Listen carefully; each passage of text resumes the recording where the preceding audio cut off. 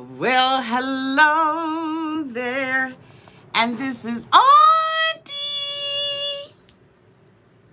and I am here to do my review of 90 Day Fiance, Happily Ever After, Season 5, Episode 7, Best Mistake I've Made in My Life, or some bullshit like that. If this is your first time being here, like, comment, and subscribe to my channel. To all of my new subscribers, thank you all so much for joining the family. And to all of my nieces and nephews who have been here with me for the long haul, thank you all so much for your continued support. If I had to rate tonight's or last night's episode, I would rate the episode A minus. Oh my goodness, just the reason why this episode has gotten an A minus is because Colty sent Debbie packing in a cab by herself. Okay? Let's get into this episode. The first couple I want to talk about is Paul and Kareen. Last episode or a couple of episodes ago, we saw Paul take Kareen to a trailer park from hell, okay? It was the worst trailer park and the worst trailers that we've ever seen. And so Paul has had to redeem himself with Kareen because, after all, who wants to be caught up in some crap like that? But anyway, so Paul goes out and he finds a tiny house. It is it's an efficiency home, and it has a front porch and it has a dog cage on the outside. It is the perfect home for Paul and Kareen. And I must say, I was extremely proud of you, Paul. Okay, I haven't been in the past, but Paul, I think you did good. And he came into the home. He had to get it together and clean up the fridge and all that. Someone had just moved out of the home, and so they made it available to him. And he put an air conditioning unit in the window and, just tidied up the place. And then he went to go and get Kareen. And when he brought Kareen there, you could tell by the smile on her face and the gap in between her legs that she was at home, okay? Kareen was at home and she liked the place, but it didn't have curtains. And so Paul put some sheets on it and some makeshift pillows, and she was right at home. I was extremely proud of Paul. Now, we're not going to get too many of those moments where we're proud of Paul, but I was absolutely proud of Paul to do what he had done. The next couple that I want to talk about is Andrei and Elizabeth. Elizabeth's dad and her brother have arrived to Moldova. And of course, she and Andrei are on their way to go and pick them up from the airport. Straight off the bat, he has a negative attitude. He's saying negative things in the car about the family, and he just really don't bunk with them. He asked her whether or not she's excited to see her family, and he's not. He even shaded them when they got off of the plane. This man is just, I don't know if this is acting. I have a funny feeling that it is, and that this is a happy, corrupt type family, allegedly. But, he is just really saying really rude things. And he was not treated this way when he initially got there. As we all know, his dad had an opportunity to fly to America last season. And, when the dad flew to America, the family welcomed him with open arms. They had a big old barbecue and they had all kinds of food and all of that kind of stuff. And Andrei is not happy that they are there. And so they get off the plane and everything, and things are not, the way that it should be. The luggage got lost and all of that. So they're a bit frazzled, and he chums them up, but he doesn't chum them up immediately. He's so phony. He's stiff with them. And I just don't understand what Elizabeth is rebelling about. This, to me, this is total rebellion. This is Elizabeth just doing the opposite of the right thing, on purpose, damn it. Like, all of this is on purpose. And so, of course, they ask, what are we going to do? And so she says that, we're going to go to the mom's house. And then after that, we're going to go to the Airbnb. Okay. And so, they're driving over and they're asking questions about Moldova because, evidently it's really old, and he says that it's old. But the father and the brother have other plans. Their intention is to find out more about Andrei because Andrei has been evasive whenever they ask information about him. And so their whole point of being here really isn't to be at the wedding or to celebrate the union of the two of these. The purpose for them being there is to find out what this mofo really is about. Andrei had said that he was a police officer, and they're, asking these questions. They come into the home, and the mother has a spread. And they were really shocked about the spread that the mother had because they said that the kitchen was really, really small. And they can't imagine how she had cooked all of that food. Bitch, carry out. And so, they have a spread, and a lot of the stuff is pickled and stuff like that. And they enjoy it, and they're at the table, and they're interrogating the brother. They're talking about Andrei not working. And, of course, that subject matter comes up. And so Elizabeth is basically saying that, she had agreed. Okay.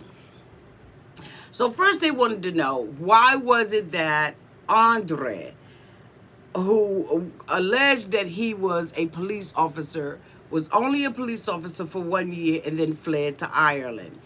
Andrei says it's none of their damn business why he did it. The brothers and the wife, they really want to tell it, but they don't want to tell it.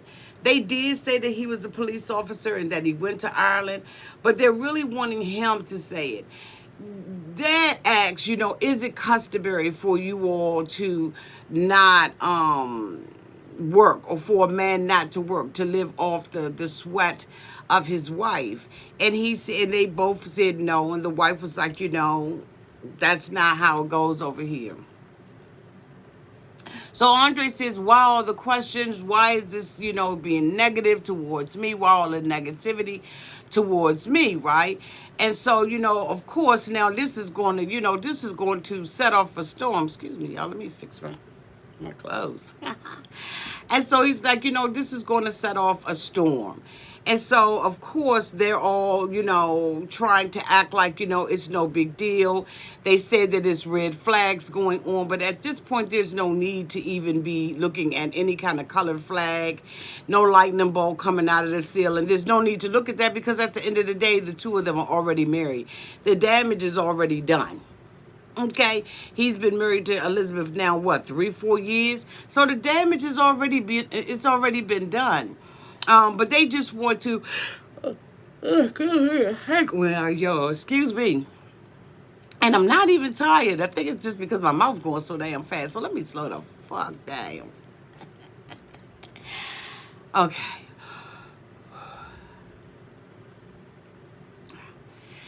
So Elizabeth, they talk about that, and Andrei says, wait a minute.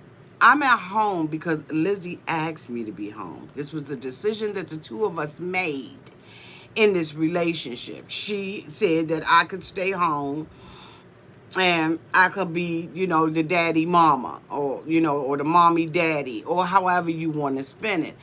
And Elizabeth says, yeah, I did say that, but now I want you to work. And so, and this is, of course, because it's pressure from her father and her brother, okay? And so Andrei says, so, okay, you just going to flip on me? At first you were in agreement with this. And then she goes on to say, well, I could change my mind. No, you can't change your mind. Not in the middle of a conversation that is as heated as this is. She keep getting up and acting like she's got to check on the baby. You don't have to check on that baby. You know exactly what you're doing. And so Andrei is like, well, if you're so unhappy with me not working, then why are you wanting to get married again. And she said, you know what? I don't have to get married.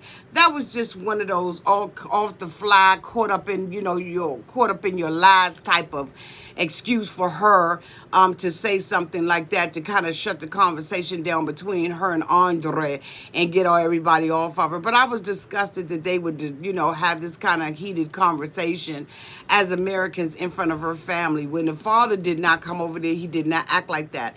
As a matter of fact, when the father he came to America, he was basically checking Andrei and telling Andrei that he needed to, do the right thing, and he needed to step it up, and that he was hot-headed, and that, he had some issues and everything. He needed to be softer with his approach with this family. And they go over there and they act a complete and total butthole.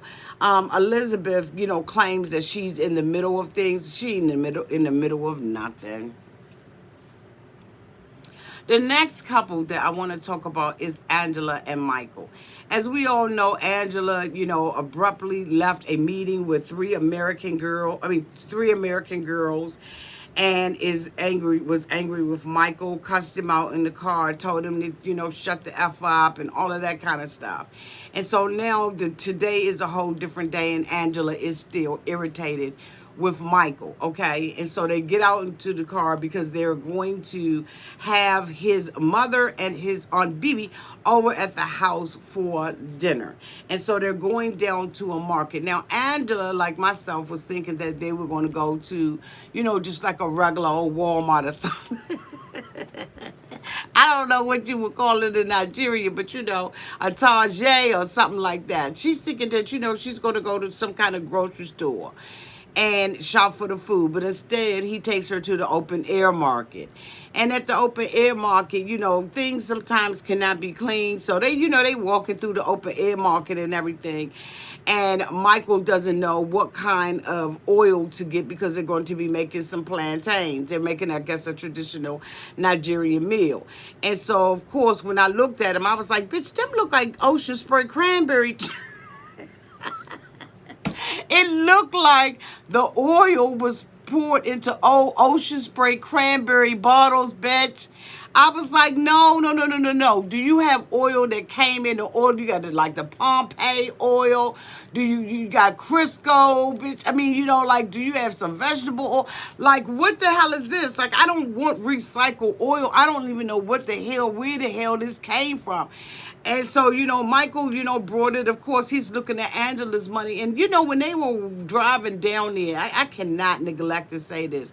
When they were driving to the market and everything, Michael, made a comment that Angela's money was his money because Angela is getting tired of all of the stuff that she got to do for Mama. Every time Mama come, Mama got to get a new damn appliance. She got to get an air fryer, bitch, a microwave oven, a new toaster. I mean, she need a foot massager. I mean, what the hell, So Angela is like, I'm not going to be cooking. I did not come here to cook. I came here to marry you. I'm down, I'm on vacation and stuff like that. And I'm not going to be in there cooking. I'm not going to cook in America even. I haven't hid that fact from you. And so, Michael is, he's on edge and everything. And he was like, we're going to go and get X, Y, and Z.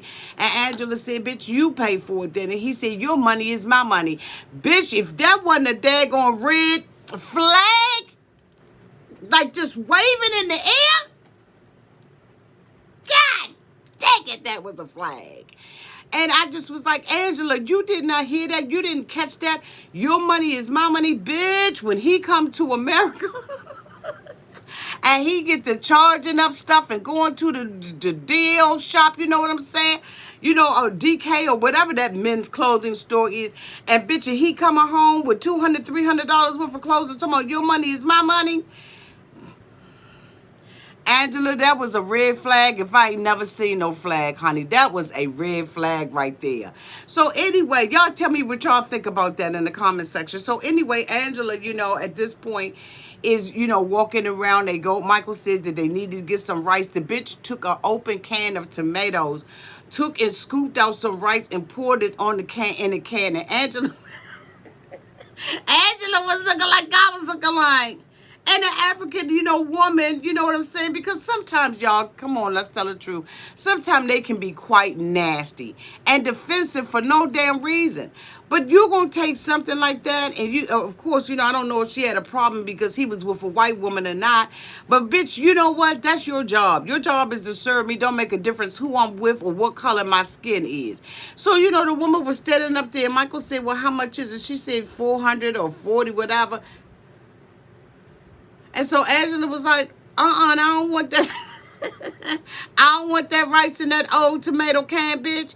I need it in the plastic bag. The woman takes a cotton freaking bag that the shopper's bag that you walk out the store with, took the same daggone rice, because Angela was like, I don't want it from the top. I want it from the middle. I don't want you just scooping no rice off, no dry-ass rice that been sitting in the sun and the dirt all day. She takes the daggone can of rice and just puts it in the thing. Angela was like, bitch, I'm eating pizza. I'm not eating any of this. Ain't no way in the world you can cook the dirt away. And just certain things, when you're not accustomed to stuff, it really will gross you out. So they're walking through the market, and Michael's talk about getting meat. And as they got closer to the meat section of the open air market, Angela began to smell the dead, rotting meat, okay? And I don't want to smell dead, rotten meat. I want to, like, I'm trying not to be offensive, but bitch, I'm telling you right now, I probably would have been not acting the same way, but thinking the same thing, because that is just so what I'm not accustomed to.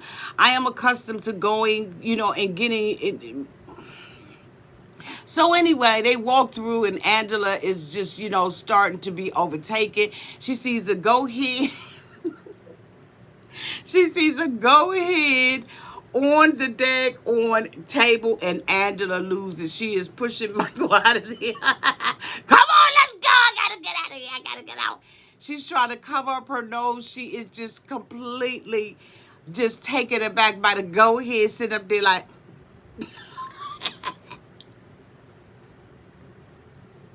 okay. I saw a go-ahead in my brother-in-law's sink one Thanksgiving, bitch, and didn't eat a damn thing that had anything to do with goat. He wanted to make that daggone hash or whatever the hell it was with the goat. I mean, it was a pig. Bitch. I ain't eat no pork that Thanksgiving. But anyway. Angela gets grossed out. She's in the car. She's upset. And Michael's like, we got to get this meat. And Angela's like, it has made me sick. Angela starts. She tries to drink some Pepsi. She asked for a cigarette. It wasn't a cure for it, okay? Angela ended up chucking outside of the car, and I completely understand. I don't know why Michael did not pull off and get her out of the environment, but just the very thought of seeing that goat gross Angela out. They go back to the house and to the apartment, and Michael begins to prepare the meal. And Angela's like, I already ordered the damn pizza. So she orders the pizza and everything, and Michael's in there cooking. And Angela's like, I cannot wait to see Mama's face when Mama come in here and see her son in here cooking. Because traditionally, in Nigerian families, I'm assuming that, men don't, they're not domesticated. They don't cook and all of that stuff. And I'm like, that's some bullshit right there, okay? And so Angela was like, I'm not going to be cooking when you come to America. This is something that you're going to have to do. And I think that, in the case of Elizabeth and Andrei, and in the case of Michael and Angela, I think that when a couple decides that they're going to run their household a certain way, I think that they have a right to do that. It's really nobody's business but their own. You may have your opinion about it, but bottom line is people are grown. They do what the hell they do. Michael wants to come to America, and if it means cooking, bitch, he's going to cook. So, of course, his mother and his sister-in-law come into the home, and they see Michael cooking, and they really do have a problem with it. And so, they sit down and everything, and they don't want the food that Michael has prepared. They make a comment about it. At the end of the day, Angela ends up giving them pizza, and they love the pizza. They talk about the wedding plans and everything, and Angela says that they're going to get married at the registrar office, and then they're going to have some type of celebration afterwards. And I thought that was really a good idea. The mother says, well, God bless you all, with children and so on and so forth. And Angela is now holding her head down because Angela has not told Michael that she may have ovarian cancer. And so, she knows that this is something that she's going to have to address with Michael. So it is what it is with that particular couple. Okay, the next couple that I want to talk about is Larissa. No, not Larissa. About Kalani and Asuelu. Asuelu, takes an opportunity to finally apologize to Kalani. It's a bunch of BS. It's manipulation. He's trying to get out of Kalani what he wants to get out of Kalani, and that is a trip to see his parents. Now, we have saw Asuelu, and Asuelu indicated that he wanted to go to Samoa. But, bitch, come to find out that his mother and his sister are living in Washington, okay? Some part of Washington, I don't know if it's Seattle or whatever, what it is, but they live here in the United States, bitch. And he's acting like, he's got to go to Samoa and all of this kind of stuff. And so, of course, Kalani agrees that she's going to go to Washington because she thinks that this is going to help her relationship. Although she says that she feels like she's talking to a teenager. She knows that this man has only apologized to her to get what it is that he wants to get out of her dumb ass. And so anyway, they go home and they have a conversation, a Skype conversation with the mother and the sister. So so the mother and the sister pick up the phone, they pick up the phone and it's like, hey, mama. Mama's like, hey, oh my God, how are you doing? And so, he's like, how you doing? She said, I'm about to die, bitch. She said, I'm sitting over here. I don't have nothing to do. I just sit around and I eat and I look at television. I don't have no hard work and I'm dying over here. I'm just dying. And so, Asuelu is like, oh, mom, so she basically said she said, I'm getting lazy as hell over here. I don't have nothing to do with my life and I'm just dying from it. So, of course, the sister is sitting there like, so, like my daughter said, the sister is more masculine than Asuelu. She looks more masculine. She masculine all up in here. She looks straight up like a dude with a wig on. Like, that bitch hard as hell. That bitch is hard as hell. She is hard as this daggone dice. You could tell she don't take no stuff. You could tell she about 7'9", maybe about 7'8", something like that. 375 pounds, bitch. She just one of them daggone, like you. You got to shoot her with a bow and arrow, bitch, because I don't need you trying to rumble in that jungle, boo. Because I'm going to tell you right now, you going to come out, boo. And that's a big bitch right there. I don't mean no harm, but that's a big, hard bitch right there. The whole time they was talking, she never cracked a damn smile. So, Asuelu's mother starts going down into this rant and talk about, Asuelu, you must love Kalani. He said, I do. She said, you must love your kids. You must... You must love your wife. You must love the son. You must love the son. You got to take care of your children. So the mama clapping it about, well, you got this. I said, God, what the hell is going on with the mama? You got to take care of your kids. You got to love your kids. You got to take care of your... Oh, my God.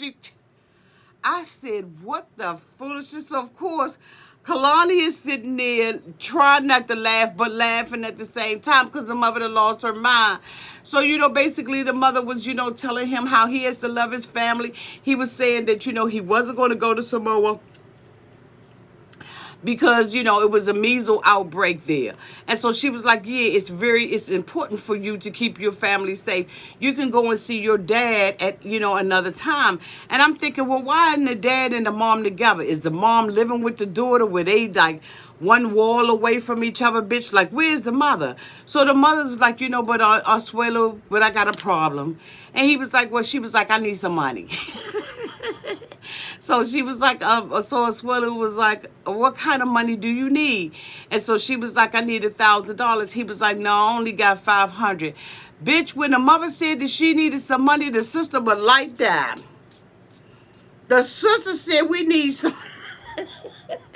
The hard bitch of a sister was sitting there like, Put them duckies up. So, of course, Kalani gets mad because she says she's never going to allow Asuelu to send them the amount that they asked for. And she knows that this has caused a rift in their relationship. She says that she's met the mother and them a couple of times, but bitch, she not sending them no damn $1,000. And so, the sister's like, so Asuelu was like, well, I've been paying for Pampers. I've been paying for, diapers and all that for my kids and in my car. And the mother was like, bitch, take the car back. She said, take the car back. You know what I'm saying? Take the car back so you can take care of your mother. So the sister, who was just, trying to tell Asuelu that he needed to make it right, was like, bitch, you take care of your family first. You take care of your family above everything. That's what this is about. And I'm sitting there thinking he is. He working at the yoga shop and he's taking care of his family. He's taking care of his 2 kids. And I was going to say Kalani, but he's taking care of his 2 kids and his video games. What the hell is the sister talking about? But the sister's like, you take care of your mama. You take care of your brothers and sisters. Bitch, we need you to make it rain over this. And I was like, oh, hell no. It ain't raining nowhere over there. It ain't raining nowhere over there. And so, of course, Asuelu says that, when they go to Seattle, when they go to Washington to be with his family, that is his expectation that Kalani step up to the plate. And if she disrespects his mother in any kind of daggone way, he going to be mad at her and he going to pop the shit out of her, okay? I mean, that ain't funny, you know what I'm saying? Ooh, it's hotter than the mug, okay? It's hotter than the 4th of July in this bitch. I got the fan up here and I got it down low. But bitch, it's like 100. Ooh, god dang, it's hot up here. All right, so y'all gonna just have to deal with y'all auntie fan and her stuff because a bitch hot with this hat on, okay? I'm gonna have to change my hat for my next ones. You understand what I'm saying? So anyway, the last couple that I want to talk about is Larissa and Eric and Colt and Jessica and Mother Dabby. Bitch, which one do we get to first? Oh my God. So Colt is coming home from a drunken stupor with Jessica's family. Okay? Now, I done jumped ahead. Colt has made a decision to walk with Jessica on the beach. Bitch, when he...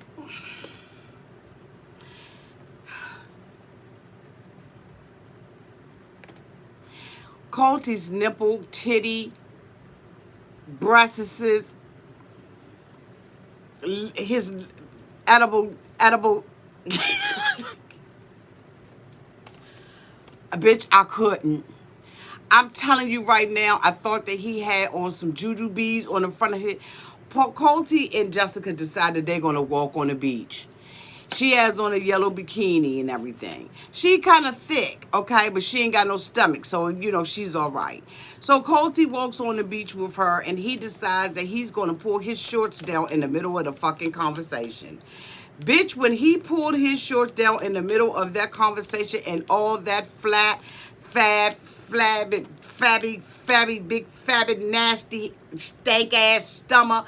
Bitch, that's not a stomach, that's a stomach. It's just going on and on and on. It just and bitch, he had on some daggone boy shorts, and I'm telling you right now, the bitch looked like it had jewels hanging off. I know them was out the damn Lane Bryant catalog, bitch. Bitch, he got that from Romans. He got out the women's section, bitch. They don't have men drawers that look. This bitch was pulling it up. The Rose was arguing with him. The Rose was like, we're not going nowhere. He was pulling the bitch up, and she going, oh. He said, well, when in Brazil, bitch, do as the Brazilians. No, motherfucker. No. You don't see the whales coming up on the beach, bitch? Put your back on. You are endangered species. What the fuck is going, like the stomach was just, like he was trying to pull the drawers up. The stomach was going, I said, finally the stomach said, fuck it. If it's going to convince you to go ahead on the walk, fuck it, we're going to just go ahead on and let you walk. Bitch, those shorts was made for a bitch. And a wide bitch with a wide load with the yellow and black tag on the back of it. Do you understand what I'm saying? Colty looked a hot ass mess. Then he had on a chemise, a satin, a silk,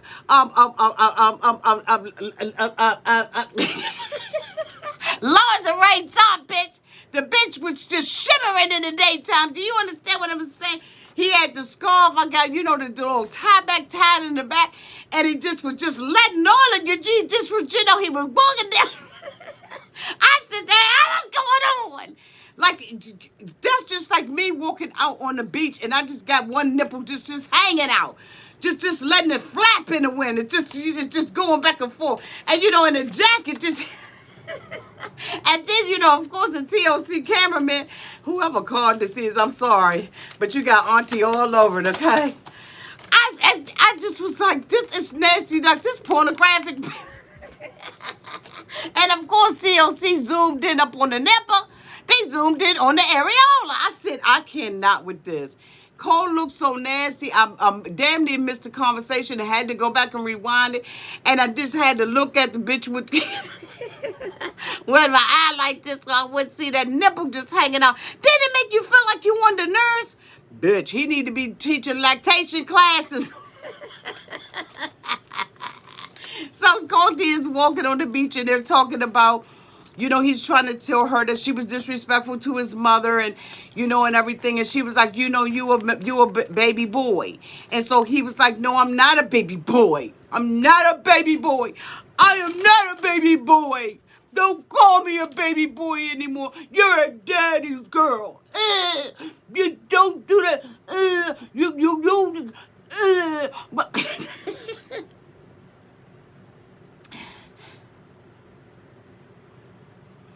Call anytime you can't take responsibility and you can't just say, yeah, I'm a mama's boy. You want to pass it off and say, you do the same thing with your daddy. It's not the same thing. He said, well, what about if, your dad had to come and live with you? Well, guess what, Colt? She's in the same position that you're in. And her dad has not had to live with her. Her dad lost her mom. Your mom lost your dad. She's not living with her daddy like that. Her dad's not living with her. She's independent and separate. So this bitch, they go over to the house. And he takes Debbie with him because they having a little luau barbecue and all that kind of stuff. And so, of course, Debbie brings her ass there. And so they get out at the house and everything, and it's gated, and Debbie's like, oh, beautiful house. Bitch, what you thought? You thought that she was going to have a crooked roof? You thought that she was going to be living in poverty? What did you think? That girl's house, or whoever house that was laid out, bitch. It had a nice manicured lawn, had a little swimming pool, they had a little outside, little eating area and all that kind of stuff. These bitch was living it up via loca, okay? So they go and they sit and everything. They greet all the guests and everything. And Colty is nervous because he doesn't have a man figure in his life. He doesn't have that. And so, of course, he's sitting there and everything. Yeah, I'm going too long. I got to hurry up. But he's sitting there and everything. And he's scared of the father. And the father's like, what's going on, What does he want you for? I'm going to wrap it up. I'm going to sum it up. What does he want you for? So Jessica asked Colt, what do you want me for? And so Colt is like, I'm looking for a relationship with her. I see myself being with her and all of this kind of stuff. And I want to have babies with her. Bitch, at the other end, Volcano Debbie is about to erupt. But Debbie is about to let all the lava, hot lava, come up out of her ass. And so Debbie begins to question her and say, well, why do you have to move so quickly? And so she's like, I don't have to move quickly. So Colt was like, Mommy, how long was you? So Jessica asked Debbie, when you met your husband, how long were you engaged to your husband before you got married? So Debbie said, we lived together for 6 months. She said 6 months at first. Then she said we lived together and we got to know each other. That still was too fucking quick. Why was y'all living together for 6 months? Why didn't you meet him? You live in your place, he live in his place for 6 months, then y'all get married. So, bitch, you ain't no different from what Colty is doing. Colty said that he believes he been knowing this girl long enough to marry her. But Colty is rebounding with Jessica. Colty and Jessica are both getting what they want out of the goddamn deal. Fuck what you heard. They both getting what they want out the deal, and that's sex. Ow!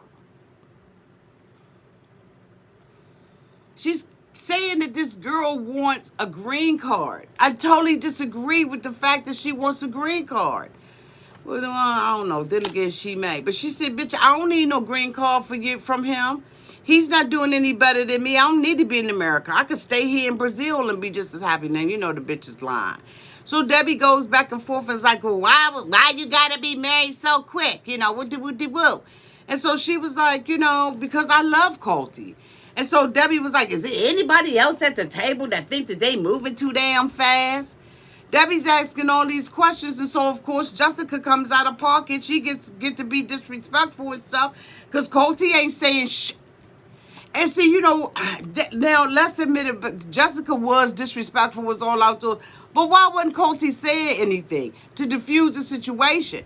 The family, couldn't diffuse the situation because they couldn't understand the English that they were speaking. They knew that it was a hard conversation and all that kind of stuff, but they didn't know all the that Debbie was talking and that Debbie was asking. And so Jessica was like, I am not Larissa. And she was like, I didn't compare you to Larissa. She said, bitch, you always compare me to Larissa. I am not Larissa, and you're not going to talk to me like that. So when Debbie started asking questions and going all that, she said, you son of a bitch, fuck you. That's when Colty said, wait a minute, hold up. Don't say nothing about my mama. Don't say nothing about my mama. Debbie said, you know what? I'm done. I'm done. Bitch, it wasn't none of that. I'm done. I'm done. She didn't do none of that. That bitch whispered, I'm done. I said, Debbie, you scared? I'm done. Debbie, I ain't hear you. What you say? I'm done. Bitch, you used to be scared and screaming. Say it one more time for the people in the back. Matter of fact, say it for the people in the front, bitch, because we can't hear you, Debbie. I'm done. Go see. All right, come on, Dun. Colt takes Debbie out to the daggone van. Debbie thought that he was getting it. He said, I'm chucking you to deuces. Walk on in the van, get your ass in the van. Bitch, I was like,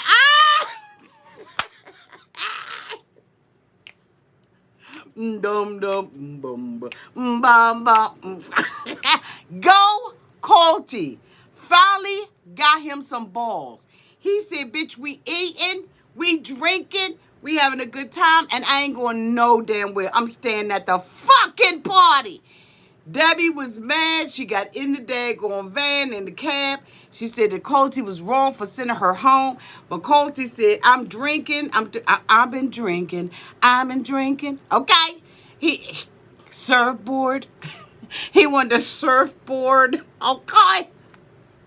So the next day, Colty comes back to the hotel room. He's looking a hot-ass mess.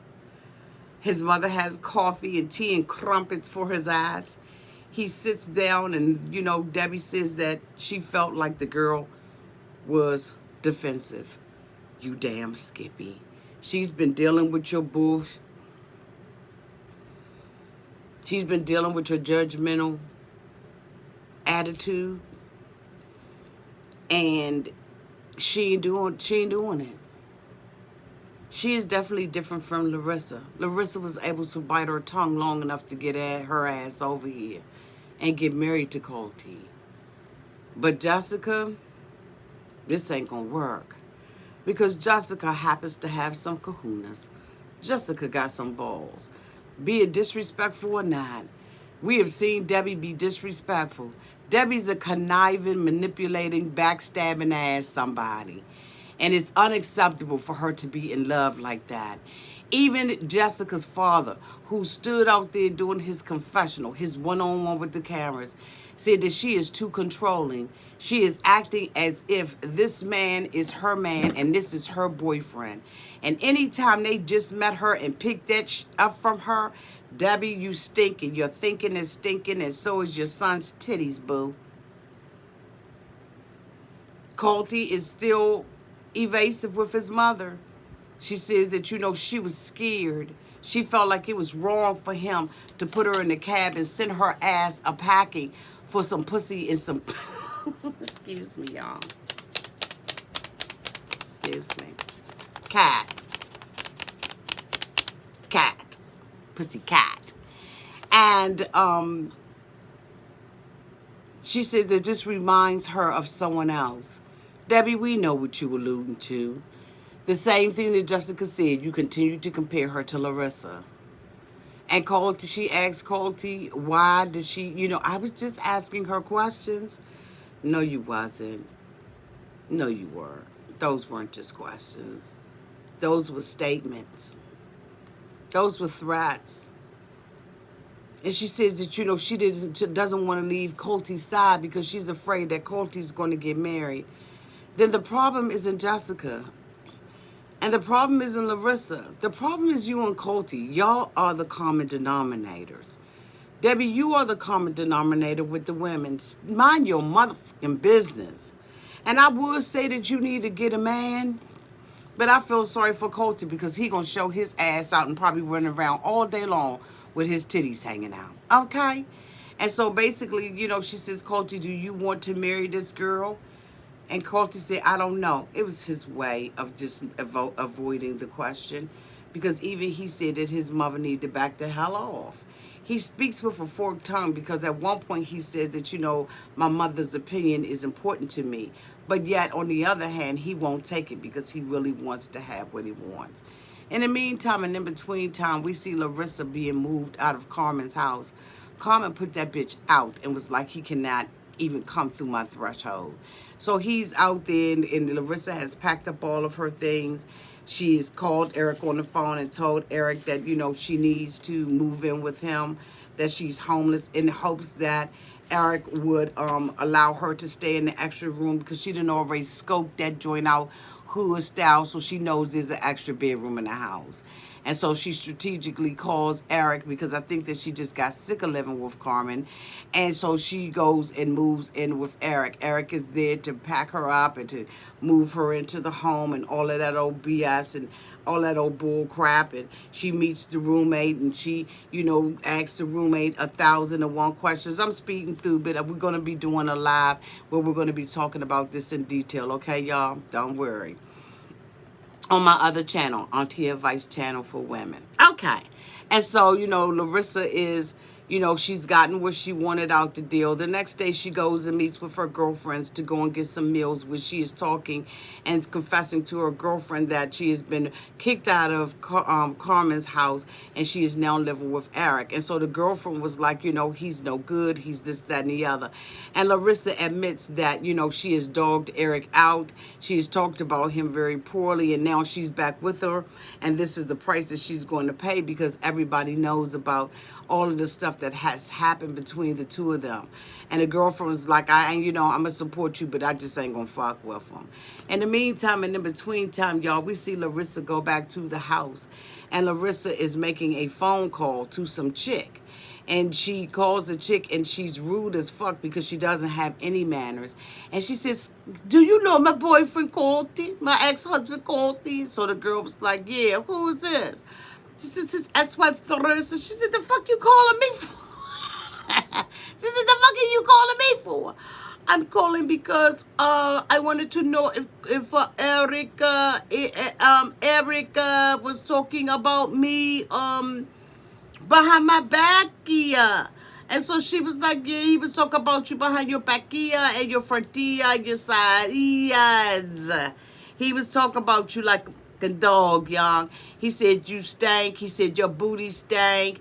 He just was saying you was ratchet. You get up in the morning, you don't take a shower, you don't brush your teeth, you depressed, you know what I'm saying? You ain't got no self-esteem, you know what I'm saying? You's an ugly bitch, for real, for real.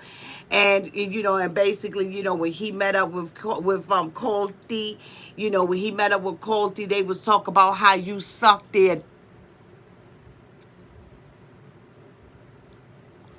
He said that when that they was comparing notes because Colty said, well, when you suck his, it's like, and Eric said, when you suck his, it's like,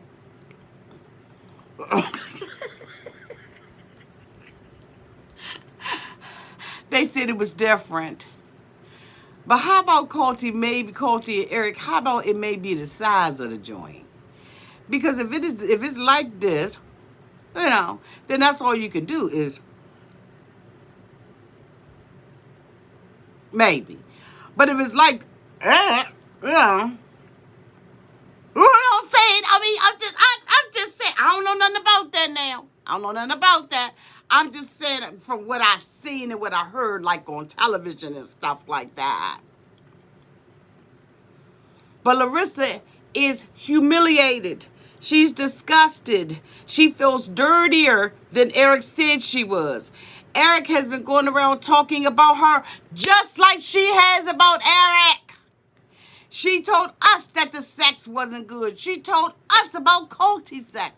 She has been just as open on television as Eric has been behind her back. She said, well, what did he say exactly? The girlfriend was like, I ain't going to tell you nothing, but I'm going to tell you right now, honey, he is sat at the dinner table at the house in front of his family, Colty's family, in front of anybody that will listen. He has talked about you, Larissa, how dirty and stinking nasty you are, and how you ain't got no good sex or nothing. You just stinky, and your JJ stinking, your breath stinking, the back of your ears stinking, bitch, and you just ain't got no type of head program going on. You ain't got a head start, bitch, and you ain't got a head finish, okay? They was talking about like you was an elementary school teacher, bitch,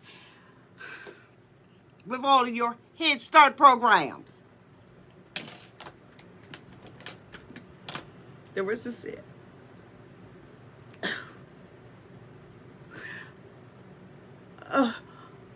he said that how could he talk about me, Eric, talk about me? I'm back with him. I'm back. She said, bitch, get out. You need to get out because he don't love you. He don't like you. He don't fuck with you for real. Larissa's devastated because now she done gave up her relationship with Carmen and moved in. That is what was happening then. So she hangs up with the girl because Eric comes home. She goes into the bedroom and rushes as if she had been in there the whole time. And now she's talking about she needs to get plastic surgery, bitch, and change her whole face. She said, I need to change my face, my breasts, my ass. I need to get, liposuction. I need to get stuff frozen. I need to do all kinds of stuff because I feel so gross and so nasty. I need to change myself into another human being. Or at least try to look like one. If you all have seen the recent pictures of Larissa, Larissa is trying her best to look like Kim Kardashian in every way that she can. And the producers ask her, is she going to confront Eric about it? And she says yes. And of course, she's going to go in the room and she's going to go the hell off. But there's something in me that says that mofo, estrogen that's up in Eric is going to read her ass from the rooter to the damn tutor. That estrogen going to make him read her like a diva bitch at a concert fighting over one mic. Bitch! He's going to read the hell out of her. Y'all, tell me what y'all think about this episode in the comment section. Let me know what you would rate it. I rated this an A- just for the mere fact that Colty finally got some balls to go along with them 2 breasts that he got. And let his mother go home alone. This is the end of my review. Thank you all so much for being here. I love you all to pieces and have a great night.